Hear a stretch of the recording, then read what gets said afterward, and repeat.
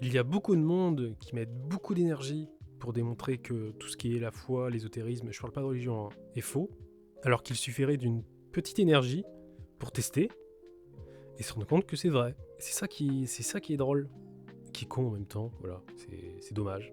Et c'est comme ça avec à peu près tout, et vous avez à côté de ça tout ce qui est discrimination aussi, qui est lié à ça, et justement, ça va au point où les gens sont dans une méchanceté pure, alors qu'il suffirait d'un petit temps, d'un petit peu d'énergie, pour se rendre compte que le reste est vrai.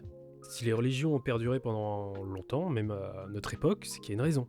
Et la raison, elle est liée par rapport à l'ésotérisme, même si on différencie bien les deux en général, parce que la religion et l'ésotérisme, ce n'est pas la même chose. Mais il y a quand même une notion de foi qui est à expliquer, mais qui n'est pas une croyance pure. Et je ne vais pas l'expliquer maintenant, mais il y a cette notion. C'est un peu comme le mental, la motivation, c'est la foi. Et c'est pas pour rien que dans les personnes les plus énergétiques, on retrouve les croyants, qui ne sont pas forcément dans l'ésotérisme, et puis vous avez tous les sorciers-sorcières, médiums, énergéticiens, chamans, etc., qui eux sont vraiment dans l'ésotérisme, qui ont la foi, mais pas forcément la religion. Et bien entendu, tout ce qui est énergétique n'est pas forcément lié à la foi. C'est pas parce qu'on n'a pas la foi que ça marchera pas.